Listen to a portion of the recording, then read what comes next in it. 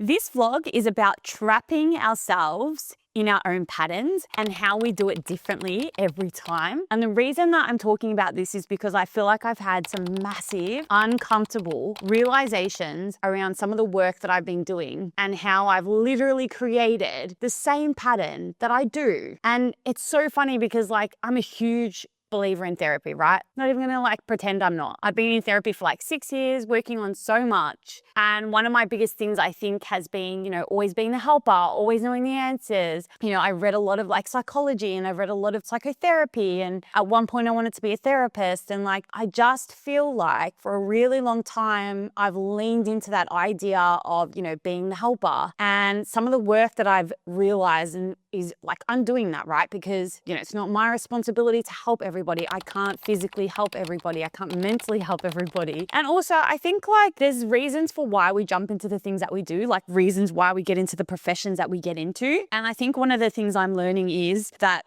helping and doing that, one of the biggest things has been, the response that I get from people, the appreciation, the being liked, it doesn't necessarily, I just want to get to it. So that's something that I'm looking at the moment. And I wanted to know, do you have that as well? Do you find that you're you get to this stage and you're I've literally just put myself in the exact same position, but in a different way. Let me explain what I mean by that and talk about how that's come up for me as a founder.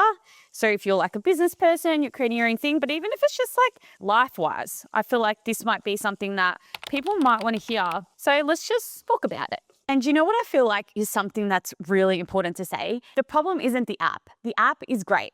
I use it. I used it this morning. I was listening to it. It's really helpful and it's genuine. I think that it's a really good app. I think I've done a good job of creating. But you know what I think the problem is? It's kind of there's this idea, right, in family therapy, in psychology, where we recreate the circumstances we need to feel a certain way. So I feel with the app, what I've done is I've built this amazing app that's still built on me doing most of the content and helping in a different way. So basically, Curious is an app where it gives you mini audio sessions, guided audio sessions to talk you through difficult moments. So when you're spiraling, right now, which would be me, when you're feeling overwhelmed, when you're feeling angry, it's literally something that helps us to sit with the experiences we're having rather than turn away from them. And I know that it's going to go somewhere in the sense I still feel I'm going to take it somewhere, but I think something I've realized is I've created a hamster wheel that is I'm on this hamster wheel that I've created myself because it's reliant on me creating these scripts and writing these scripts, which takes a lot of emotional energy. And it's literally the exact same emotional energy as if I was helping someone, except now I've built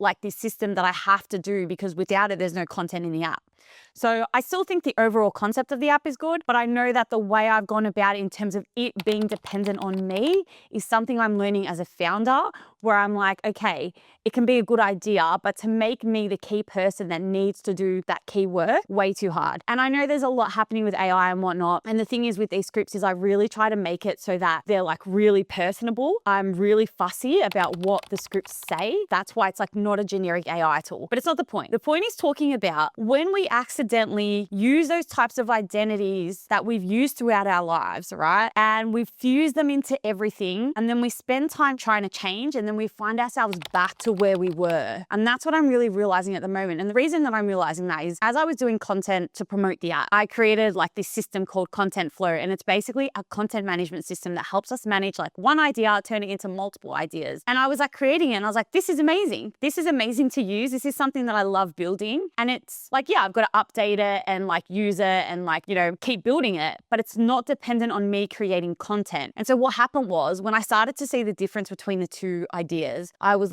oh my gosh, I've done exactly what I always do, which is put myself in a position where I'm always having to give and always having to help. And again, that's not a thing of I still think it's great. I think it's a great idea. It's not the actual app. It's the way I've designed it. For example, something that would have been a lot better was to use an AI, but fill it with all the scripts that I've created so that the AI actually becomes its own AI on that, right? So it can write its own scripts, but it's heavily its knowledge base is everything that I've done. Yes, that would make complete sense, but I didn't design it that way. I designed it so that I would be the main feature of having to get scripts out. And now I'm in this position where it's not making money yet, but I also can't keep like spending all this time on it because I've got to create content for it. So I'm not adding any new content, and I can't, again, it's not bringing in money. So I can't afford to bring in a team to help me with the content, which would make more sense like for the app. So I'm at this really interesting position where I've just realized like, and again, comparing it to the content flow, the program I've just created, the difference between creating a system and a business that isn't reliant on me versus one that is. And again, it's not that like I love doing this work, I love talking. It's not that. I think it's just, it feels like for me, I've accidentally recreated a pattern that I was working really hard to get out of. So do you find that? Do you find that like, you're trying to change, you're trying to make these like, you're trying to do things differently, but it involves a huge identity shift. And so I was like, okay. And I was talking to my husband and I was like, I've built this machine that's again, based on me needing to show up and be there and do the content. And I kept getting burnt out. And again, I think it's just because I've reinforced that pattern and I've been really scared. And I want to get really honest here because I think that's really important as well. Obviously, this is what the vlog's for. But something that I've been realizing as well is the reason that I'm so scared to let go of that version of myself that does help, that focuses on mental health, rather than focus on the idea versus just focusing on the content, if that makes sense. Because there's plenty of people that can do great content. But again, I've built this out so that I have to be the person that does it all. And I think that's because a very big part of my identity has been tied to being the helper, knowing that that's how I've gotten a lot of recognition and understanding, and also knowing that that's something that I couldn't do for my brother. I felt like I helped him a lot, but I wasn't able to help him in the heads, like in his head, within his headspace or his mental health as much as I would have liked. And I always think of conversations where I wish I'd known things that I know now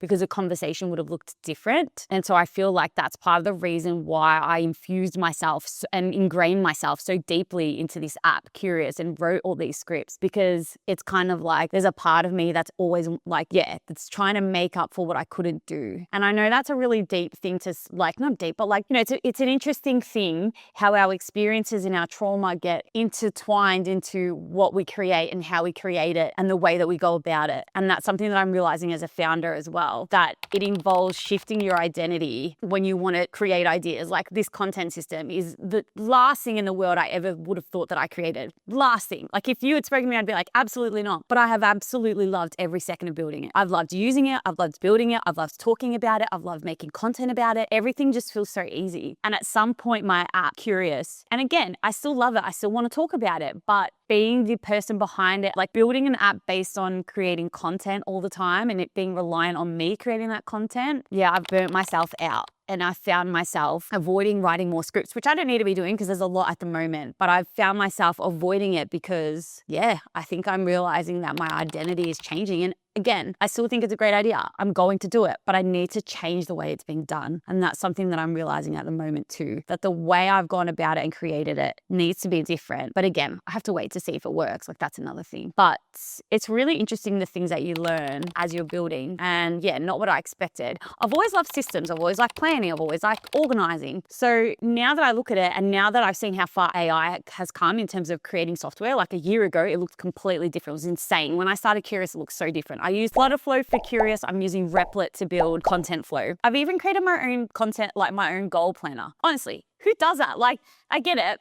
I mean, lots of people. I know there's Notion, but I was a bit overwhelmed with Notion. I was like, nah, not for me. I don't want to learn this whole thing. I like things to be a bit more automated. And so literally I'm building all this stuff out and I've never been happier. So it's just interesting, I suppose, how we learn things as we go and realize how our patterns can hold us back in some ways rather than like, that's the thing. If you had asked me about Curious, I would have been like, this is the best thing that I've done. Absolutely. I think it's interesting how our idea of who we are impacts the way we go about doing things for ourselves. So I always looked at Curious and thought, mental health is very me. Like, this is what I do. This is what I do. And then when I created Content Flow, I was like, this is different. This is like software development. This is like not me. I only do mental health and helping. Like, this isn't helping. Obviously, it's helping in a different way. But do you know what I'm saying? It's taken me a big shift to think about who I am and who I could be versus who I think I need to be just from like building these two ideas. So this is my vlog for this week about how our identities hold us back in ways from creating different things and becoming a different person. And I know this is something that I've spoken about a lot, but it's really been something on my mind about how we accidentally integrate or like,